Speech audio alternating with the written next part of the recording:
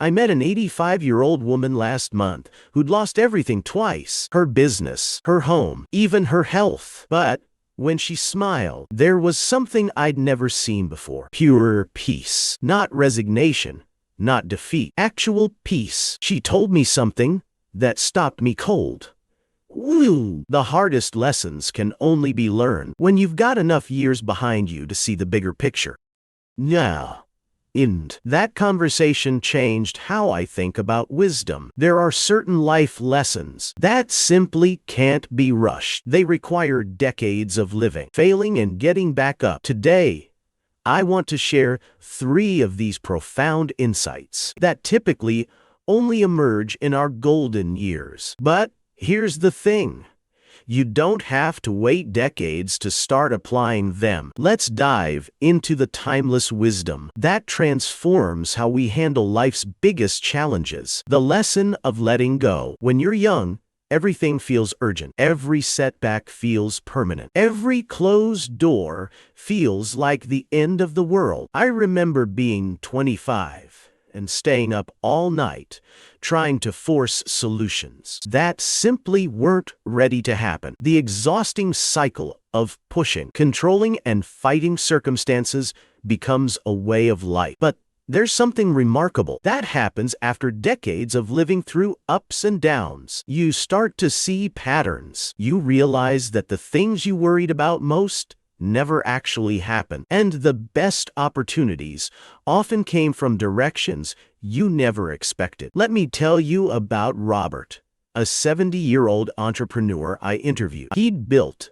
and lost 3 businesses over 4 decades. The first failure nearly destroyed him. He fought it every step of the way, burning through savings and relationships, trying to keep something alive that was already dead. The second failure was easier, but still painful. By the third time, his business faced serious trouble. Something had shifted. Instead of fighting, he stepped back. He looked at the situation clearly, without the desperate need to control the outcomes. He asked himself, what is this situation trying to teach me? Within 6 months, he'd pivoted into a completely different industry that he'd never considered before. That business became his most successful venture yet. Here's what Robert learned that most of us resist. There's a crucial difference between surrender and giving up. Giving up is passive defeat. Surrender is active wisdom. It's the recognition that some battles aren't meant to be won through force, but through flow. Think about water for a moment. It doesn't fight the rock in its path. It finds a way around, over, or through. Eventually, that gentle persistence reshapes the entire landscape. This is the wisdom that typically only comes with age. Understanding when to push and when to allow. The peace that comes from trusting the process instead of controlling the outcome is profound. It doesn't mean you become passive or stop working toward your goals. It means you hold your plans lightly. You do your part, then trust that life has intelligence beyond what you can see. Right now, ask yourself, what are you gripping too tightly? What situation are you trying to force that might benefit from a gentler approach? Maybe it's a relationship that's not working, a career path that feels stuck, or a problem that keeps recurring despite your best efforts. The golden years teach us that our job isn't to control life. It's to respond to it with wisdom, flexibility, and trust. When you can learn this lesson now, instead of waiting for decades of struggle to teach it to you, everything changes. You stop exhausting yourself fighting upstream and start flowing with the current toward opportunities you never could have planned. The lesson of present moment awareness. Youth is consumed with 2 things that don't actually exist: past regrets and future anxieties. I spent my 20s replaying conversations I wished I'd handled differently, and my 30s worrying about retirement plans that were decades away. Meanwhile,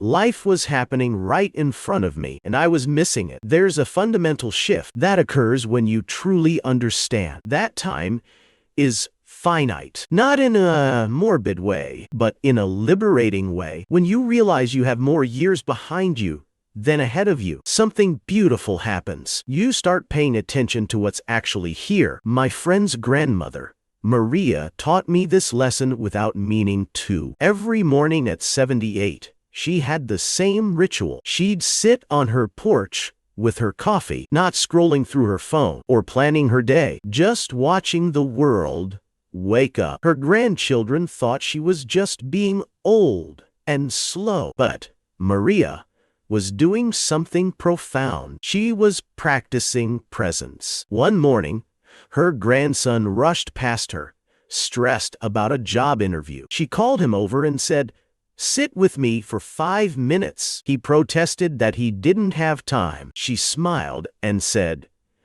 "You have exactly the same amount of time as everyone else. The question is whether you're going to experience it or just survive it."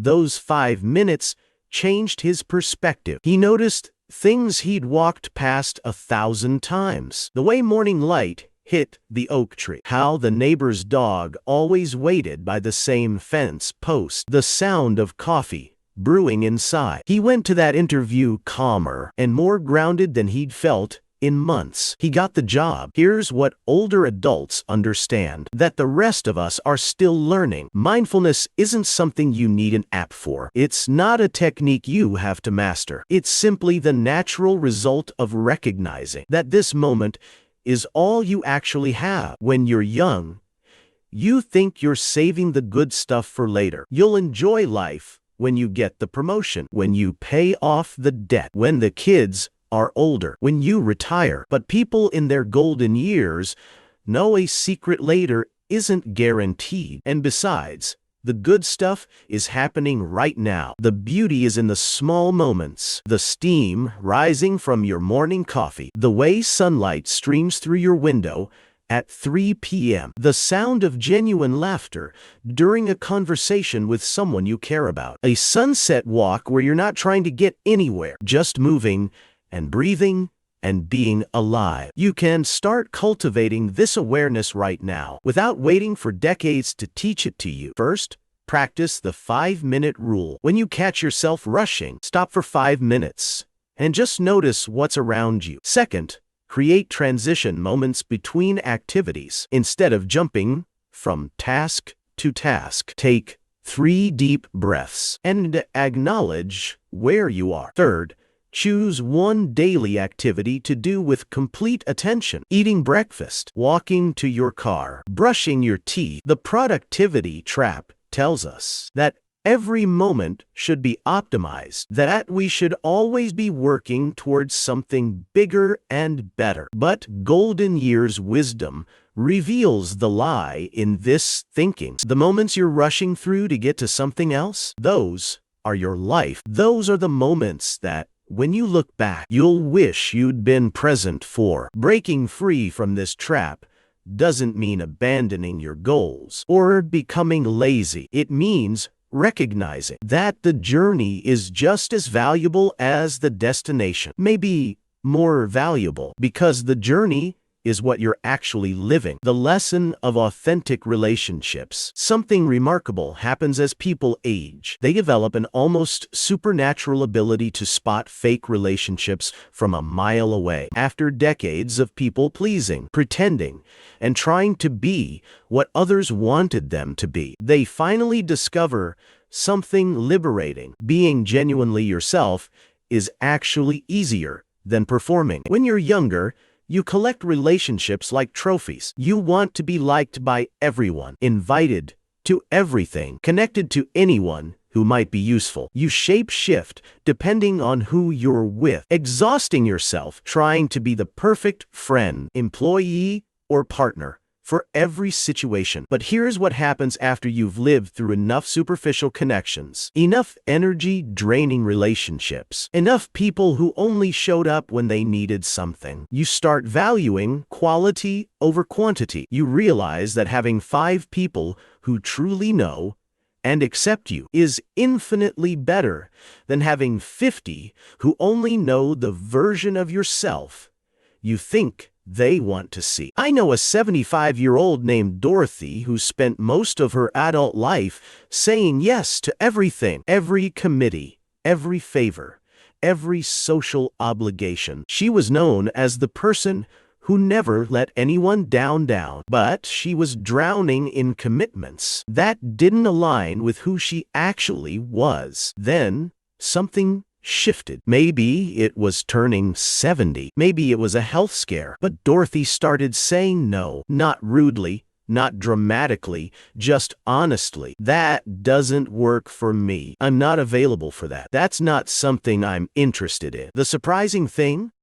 Half her acquaintances disappeared, but her real friendships became deeper than ever. The people who stayed were the ones who valued her authentic self, not just her availability. For the first time in decades, she had energy for the relationships that actually mattered. This is the natural evolution of social circles. That happens in the golden years. The courage to be genuinely yourself emerges when you realize that needing everyone's approval is not only impossible, it's exhausting. The freedom of no longer caring whether everyone likes you is profound. Suddenly, you can invest your energy in the people who like you for who you actually are. You don't have to wait until your 70s to apply this wisdom. Start now by identifying the masks you wear in different situations. Who are you trying to impress? What parts of yourself are you hiding because you think they're not acceptable? Which relationships drain your energy because you're constantly performing? The most authentic relationships in your life right now are probably the ones where you can be completely yourself. Messy, imperfect, real. Those are the relationships worth investing in. The rest are just social maintenance that's keeping you from deeper connections. Here's the beautiful truth. These lessons don't require decades to learn if you're intentional about it. The wisdom of letting go, staying present, and being authentic can transform your life starting today. You don't have to wait for your golden years to access golden wisdom. This week, choose one of these lessons to practice. Notice what you're trying to control and experiment with releasing it. Pay attention to one moment each day without rushing through it. Be genuinely yourself in one conversation instead of performing. Subscribe for more wisdom that bridges generations and transforms perspectives.